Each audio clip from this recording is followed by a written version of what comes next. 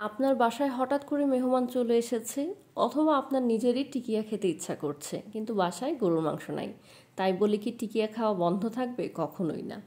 এমন একটা রেসিপি দেখাবো যেটা দেখে আপনি খুব সহজে গরুর মাংস ছাড়াই চমৎকারভাবে টিকিয়া বানাতে পারবেন এবং আপনার বাসার মেহমান খেয়ে বলতেও পারবে না, বুঝতেও পারবে না যে আপনার টিকিয়াতে গরুর মাংস ছিল না।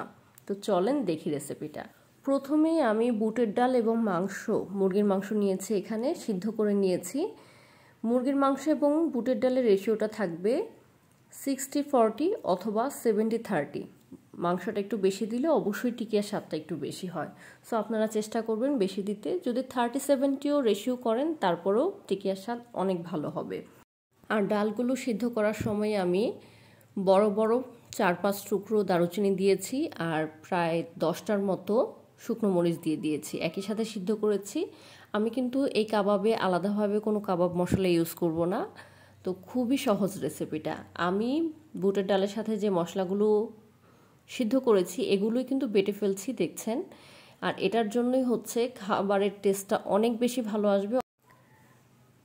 আর এইটাও দেখতে পাচ্ছেন যে আমার কিন্তু বাটা হয়ে গেছে। আমি একটু পরিমাণে বেশি নিয়েছি, আপনারা যদি কম পরিমাণে নেন তাহলে অবশ্যই মশলার পরিমাণটাও কমিয়ে আনবেন। আর এই যে বাটার পরে আমার এই পরিমাণ হয়েছে, এখানে বেশ খানিকটা আছে।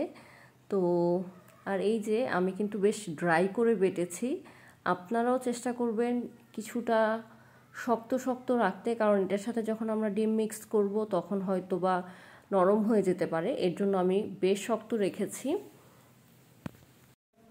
আমি যখনই কিমা তৈরি করি তখন আমার নিজের কাছে মনে হয় কাবাব বানানোর দরকার নেই, এখানেই সব খেয়ে ফেলি, কারণ এটা যেহেতু সিদ্ধ হয়েছে খাওয়া যাবে। আমি কিন্তু বানাতে বানাতে খেতে থাকি, আমার কাছে এটা খুবই মজা লাগে। যাই হোক, চলেন রেসিপিতে যাই।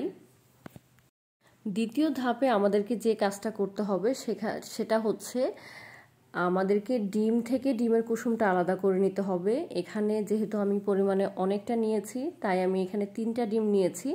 আপনারা যারা যতটুকু বানাবেন সেই অনুপাতে ডিমের সাদা অংশটা ব্যবহার করবেন। তো এই যে ডিমের কুসুমটাকে খুব সহজেই আলাদা করে রাখছি। ডিমের কুসুমটা কখনোই কাবাবের মধ্যে দিবেন না, কারণ হচ্ছে আপনি যদি ডিমের কুসুমটা কাবাবের মধ্যে দিয়ে থাকেন তাহলে সেই কাবাবটা ভাজার সময় এত বেশি ফেনা উঠবে, তো আপনি হয়তো তখন বুঝতে পারবেন না আপনার কাবাবটা ভালোভাবে ভাজা হয়েছে কিনা, অনেক সময় পুড়ে যাওয়ার সম্ভাবনা থাকে। তারপর ডিমের সাদা অংশটা আমি যে কিমাটা করেছি এটার ভিতরে ভালোভাবে দিয়ে মিশিয়ে নিয়েছি। আর এখানে আমি ধনিয়া পাতা ইউজ করেছি কারণ আমার বাসায় পুদিনা পাতা ছিল না। আপনারা অবশ্যই ইউজ করবেন, পুদিনা পাতাটা দেওয়ার চেষ্টা করবেন, কারণ পুদিনা পাতায় কাবাবের স্বাদটা আরও অনেক গুণ বেশি বাড়িয়ে দেয়। আর এই তো আমার কিন্তু কিমা মাখানোটা হয়ে গেছে, দেখতেই পাচ্ছেন একদম মাখা মাখা হয়েছে। এবং হাতে সরিষার তেল নিয়ে আপনি আলতোভাবে কাবাবের শেপটা দিয়ে নেবেন, মানে টিকিয়ার শেপটা দিয়ে নেবেন। তো এই যে আমার কিন্তু হয়ে গেছে অলরেডি, অনেকগুলো হয়েছে, দেখতেই পাচ্ছেন কি চমৎকার হয়েছে। তো এগুলো আমি কিছু সময়ের জন্য ফ্রিজে রেখে দিয়েছিলাম, জাস্ট নর্মালেই রেখে দিয়েছিলাম, 30 মিনিট রাখলেই হবে। আর রাখতেই হবে এমন কিছু না, যদি আপনার হাতে সময় কম থাকে ফ্রিজে না রাখলেও চলবে। তো তারপর হচ্ছে আমি গরম তেলের মধ্যে খুব ভালোভাবে এটা দিয়ে দিচ্ছি টিকিয়াগুলো, আর একদম গোল্ডেন ব্রাউন করে ভালোভাবে ভেজে নিচ্ছি। দেখতেই পাচ্ছেন কি চমৎকার হয়েছে আমার কাবাবগুলো, খেতে কিন্তু ভীষণ মজা হয়েছিল। আর আমার মেহমান কিন্তু একদম বুঝতেই পারেনি যে এটা গরুর মাংস ছাড়াই কাবাব তৈরি করেছি বা এটা গরুর মাংসের কাবাব না।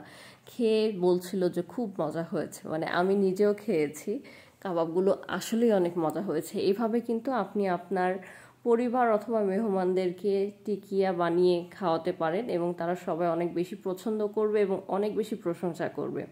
যাই হোক, আমার এই রেসিপিটা দেখে যদি আপনাদের কারো কাছে ভালো লাগে অবশ্যই বাসায় ট্রাই করবেন এবং আমাকে অবশ্যই কমেন্ট করে জানাবেন যে আজকের ভিডিওটা আপনাদের কাছে কেমন লাগলো। আজকের মতো বিদায় নিচ্ছি, আল্লাহ হাফেজ।